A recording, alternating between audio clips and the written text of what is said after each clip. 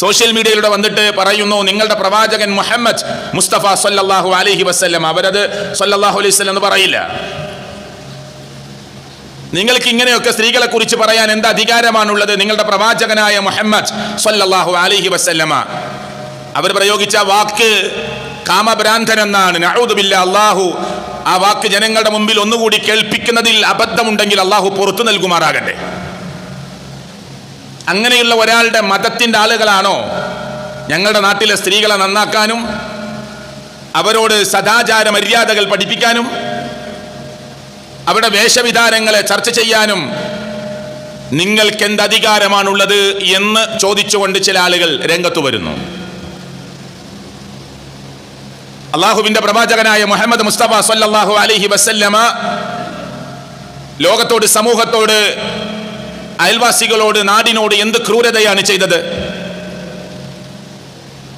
അവിടെ ആളുകൾ ചർച്ച ചെയ്യുന്ന വിഷയം നിങ്ങളുടെ പ്രവാചകൻ എത്ര ഭാര്യമാരാണ് എന്നതാണ്. കുറെ മുസ്ലിം നാമധാരികൾ അതിന്റെ പിന്നിൽ അത് ശരി തന്നെ, ഇവർക്ക് പറയാനുള്ളൊരു ചാൻസ് അവിടെ ഉണ്ട് എന്നൊക്കെ മുസ്ലിം നാമധാരികളായ ആളുകൾ ശരിവെച്ചു കൊടുക്കുകയും ചെയ്യുന്നു. എന്നാൽ ഈ പ്രതികരണങ്ങളൊക്കെ നടത്തുമ്പോൾ മൗനം പാലിക്കുകയും ഈ അർത്ഥത്തിലുള്ള വൃത്തികേടുകൾ പറയുകയും ചെയ്യുമ്പോൾ നമ്മൾ സമൂഹത്തെക്കുറിച്ച് ചില ധാരണകൾ പഠിക്കേണ്ടതുണ്ട് എന്ന് പറയാനാണ് ഞാൻ ഈ വാക്ക്, അല്ലെങ്കിൽ ഇനി പറയാനിരിക്കുന്ന ചില പരാമർശങ്ങൾ പറയുന്നത്. ആരെയും തേജോവധം ചെയ്യാനല്ല. മഹാഭാരത പ്രകാരം മഹാഭാരതം വായിച്ചാൽ, വിഷ്ണു പുരാണം വായിച്ചാൽ, ഹരിവംശ പുരാണം വായിച്ചാൽ ഭഗവാൻ എന്ന് അവർ വിശേഷിപ്പിക്കുന്ന ശ്രീകൃഷ്ണന് 16,008 ഭാര്യമാരാണ്. എന്ത് ലോകം ചർച്ചക്കെടുക്കാത്തത്? 11 ഭാര്യമാരുണ്ട് എന്ന് പറയുന്ന പ്രവാചകനെ സോഷ്യൽ മീഡിയയുടെ പ്ലാറ്റ്ഫോമിൽ കൊണ്ടുവന്ന് നഖശിഖാന്തം പല്ലുകൾ കുറിപ്പിച്ച് നഖം ചൂണ്ടിപ്പിടിച്ച് കീറി മുറിക്കാൻ തയ്യാറാകുന്നവർ,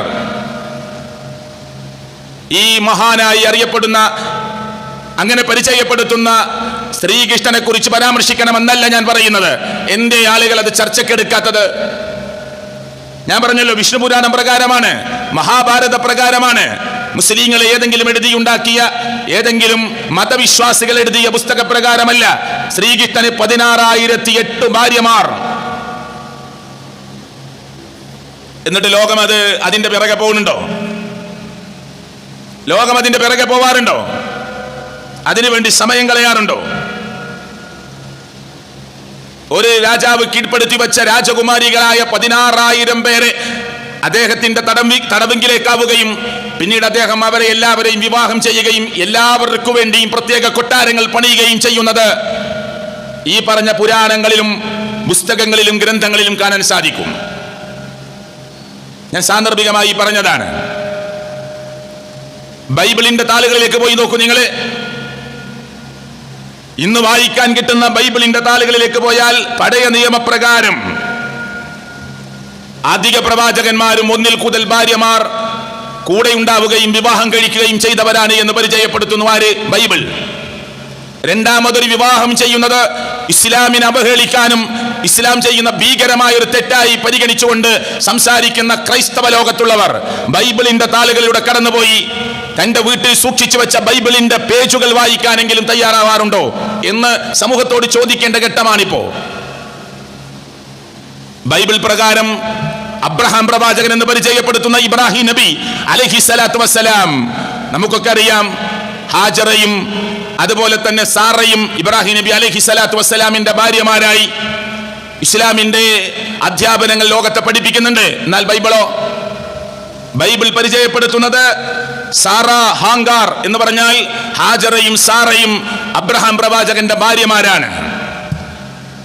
സാറ എന്ന് പറയുന്ന, അല്ലെങ്കിൽ സാറ എന്ന് പരിചയപ്പെടുത്തുന്ന തന്റെ പത്നി ലോകത്തുനിന്ന് വിട പറഞ്ഞപ്പോ കെത്തൂറ എന്ന് പറയുന്ന മറ്റൊരു സ്ത്രീയെ അബ്രഹാം പ്രവാചകൻ വിവാഹം കഴിച്ചു. ബൈബിൾ പ്രകാരം പോരാ, അവിടെ നിർത്തുന്നില്ല. ഇത് കൂടാതെ അനേകം ഉപഭാര്യമാർ അബ്രഹാം പ്രവാചകൻ ഉണ്ടായിരുന്നു എന്ന് ബൈബിൾ പരിചയപ്പെടുത്തുന്നു. അങ്ങനെ സാറ, ഹാങ്കാർ, കെത്തൂറ, ഇതിനു പുറമെ ഉപഭാര്യമാരായി കുറെ ഭാര്യമാർ ഉണ്ടായിരുന്നു എന്ന് ബൈബിൾ പരിചയപ്പെടുത്തുന്നു. ഇതെന്നിട്ട് ലോകത്താരെങ്കിലും ചർച്ചക്കെടുക്കാറുണ്ടോ? മഹാനായ ഇബ്രാഹിം നബി അലൈഹിസ്സലാത്തു വസ്സലാം എന്ന് പറയുന്ന പ്രവാചകനെ കുറിച്ച് ഒരു മോശമായ വാക്കിന്റെ ഒരക്ഷരത്തിന്റെ മൈന്യൂട്ട് പൊട്ട് പോലും പറയാൻ ഒരു മുസ്ലിമും ആഗ്രഹിക്കുന്നില്ല. നന്മയായ കാര്യത്തെ തിന്മയായിട്ടും തിന്മയായ കാര്യത്തെ നന്മയായും ചിത്രീകരിക്കാൻ ഇല്ല പ്രിയപ്പെട്ടവരെ, നമുക്ക് അവകാശമില്ല. ഇനി പറയപ്പെടുന്നു എന്ന് പറയുന്ന കാര്യങ്ങളിലൂടെ സമയം കളയാൻ നമുക്ക് പ്രിയപ്പെട്ടവരെ സമയത്തെ നീക്കിവെക്കാനുമില്ല. ഇനി മാത്രമല്ല, ബൈബിളിന്റെ താളുകളുടെ കടന്നുപോയാൽ ഉൽപ്പത്തി പുസ്തകത്തിലെ 29 അധ്യായത്തിലെ 21-ാമത്തെ വചനമെടുത്താൽ യാക്കോബ് പ്രവാചകൻ യാക്കോബ് നബി അലൈഹിസ്സലാത്തു വസ്സലാമിനെ ബൈബിൾ പരിചയപ്പെടുത്തുന്നത് യാക്കോബ് പ്രവാചകന് ലേയ എന്ന ഭാര്യ. എവിടെ? ഉൽപ്പത്തി പുസ്തകത്തിലെ 29-ൽ 21-ാമത്തെ അധ്യായം. ലാബാൻ എന്ന ഭാര്യ 29-ാം അധ്യായത്തിലെ 29-ാമത്തെ വചനം. ബിൽഹ എന്ന ഭാര്യ 30-ാം അധ്യായത്തിലെ 4-ാമത്തെ വചനം. സിൽവ എന്ന ഭാര്യ 30-ാം അധ്യായത്തിലെ 9-ാമത്തെ വചനം. ഞാനിത് പറയുന്നത് ഉൽപ്പത്തി പുസ്തകത്തിലൂടെ കടന്നുപോയാൽ യാക്കോബ് പ്രവാചകന് 4 ഭാര്യമാരെ ബൈബിൾ പരിചയപ്പെടുത്തുകയാണ്. എന്നിട്ട് എന്റെ ഈ സോഷ്യൽ മീഡിയ പ്രവാചകൻ മുഹമ്മദ് മുസ്തഫ സല്ലല്ലാഹു അലൈഹി വസല്ലമക്ക് നേരെ മാത്രം തിരിഞ്ഞു നിൽക്കുന്നത്? അതിലേറ്റവും വലിയ ചർച്ചാ വിഷയമായി കൊണ്ടുവരുന്നത് ആയിഷ ബീവി റളിയല്ലാഹു അൻഹയുടെ വിവാഹമാണ്. ചെറിയ പ്രായമായിരുന്നു. നബി സല്ലല്ലാഹു അലൈഹി വസല്ലമയുടെ ജീവിതത്തിൽ നിന്ന് എന്തെങ്കിലും ഒരു ചെറിയ മിസ്റ്റേക്ക് കിട്ടുമോ എന്ന് സസൂക്ഷ്മം പരിശോധിച്ച മുശ്രിക്കുകളായ ആളുകൾ പ്രവാചകനെ പല വിധത്തിലും കുറ്റപ്പെടുത്താൻ ശ്രമിച്ചിട്ടും പ്രവാചകന്റെ കല്യാണത്തെ കുറിച്ച് അവർ കുറ്റം പറഞ്ഞോ? ഇല്ല. ആയിഷ ബീബി റളിയല്ലാഹു അൻഹ എന്ന് പറയുന്ന മഹദിയെ അള്ളാഹുവിന്റെ പ്രവാചകൻ കല്യാണം കഴിക്കുന്നതിന് മുമ്പ് 2 തവണ ആയിഷ ബീബി റളിയല്ലാഹു അൻഹക്ക് കല്യാണ അന്വേഷണം വന്നിരുന്നു. ബാപ്പയാകുന്ന അബൂബക്കർ സിദ്ദീഖ് റളിയല്ലാഹു അൻഹും ആയിഷ ബീബി ആ കല്യാണത്തിന് റെഡിയല്ല എന്ന് പറഞ്ഞാൽ നബി സല്ലല്ലാഹു അലൈഹി വസല്ലമ കല്യാണം കഴിക്കുന്ന അതേ പ്രായത്തിൽ നബി വിവാഹം കഴിക്കുന്നതിന് മുമ്പ് തന്നെ ആയിഷ ബീബി റളിയല്ലാഹു അൻഹാക്ക് കല്യാണം വന്നുകൊണ്ടേയിരിക്കുന്നു. ആ പ്രായം അന്നത്തെ കാലത്ത് ചർച്ചാ വിഷയമേ അല്ല. ഒന്നും വേണ്ട, നമ്മുടെ വല്യമാന്റെ കല്യാണ പ്രായം എടുത്തു നോക്ക്. നബി സല്ലല്ലാഹു അലൈഹി വസല്ലമയുടെ കാലം 1400 വർഷം മുമ്പ്. നമ്മുടെ നാട്ടിലെ ഈ സദസ്സിലെ ഈ പള്ളിയിലെ അള്ളാഹുവിന്റെ വീട്ടിൽ ഒരു 70 വയസ്സുള്ള ആൾ ഇരിക്കുന്നുണ്ടെങ്കിൽ നിങ്ങളുടെ വിവാഹപ്രായവും നിങ്ങളുടെ ഇണയായി വന്ന ഭാര്യയുടെ പ്രായവും ഒക്കെ ഒന്ന് പരിശോധിച്ചു നോക്കൂ. അപ്പൊ പിന്നെ 1400 വർഷങ്ങൾക്ക് മുമ്പ് ഈ വിഷയം ലോകത്താരും ചർച്ചക്കെടുത്തില്ല. അള്ളാഹുവിന്റെ പ്രവാചകൻ സല്ലല്ലാഹു അലൈഹി വസല്ലമയുടെ നേരെ ആരും അത് പറഞ്ഞ് പരിഹസിച്ചില്ല. അബൂജഹൽ പറഞ്ഞോ? അബൂലഹബ് പറഞ്ഞോ? എന്തൊക്കെ പറയാൻ ശ്രമിച്ചു? നബിയുടെ വിവാഹത്തെ കുറിച്ച് പറഞ്ഞു. അങ്ങനെ ഒരു ചർച്ചയാ ലോകത്തുണ്ടായില്ല. എന്താ കാരണം? അത് അന്നത്തെ ലോകത്തൊരു അത്ഭുതമല്ല, അന്നത്തെ ലോകത്തൊരു അത്ഭുതമല്ല. എന്നിട്ട് നൂറ്റാണ്ടുകൾ കഴിഞ്ഞിട്ടാണ് പ്രവാചകൻ മുഹമ്മദ് സല്ലല്ലാഹു അലൈഹി വസല്ലമയുടെ വിവാഹപ്രായം ചർച്ചയ്ക്ക് കൊണ്ടുവരുന്നത്. വേറെ ഒന്നും ആ പ്രവാചകനായ ഗുരുവര്യനായ മുഹമ്മദ് മുസ്തഫ സല്ലല്ലാഹു അലൈഹി വസല്ലം നമ്മുടെ തങ്ങളാകുന്ന നബിയെ കുറിച്ച് മറ്റൊന്നും പറയാനില്ല എന്ന് വന്നപ്പോ എന്തെങ്കിലും തുരുമ്പ് ചീട്ടുകൾ കിട്ടുമോ എന്ന പരിശോധനയിലാണ് സോഷ്യൽ മീഡിയയും ചില മനുഷ്യരും. അപ്പൊ ഞാൻ പറഞ്ഞത് യാക്കോബ് നബി അലൈഹിസ്സലാത്തു വസ്സലാമിനെ കുറിച്ച്. ഇനി ദാവൂദ് അലൈഹിസ്സലാത്തു വസ്സലാം എന്ന് പരിചയപ്പെടുത്തുന്ന ദാവീദ് പ്രവാചകനെ കുറിച്ച് ബൈബിളിന്റെ പേജുകൾ പറയുന്നത് എന്താ?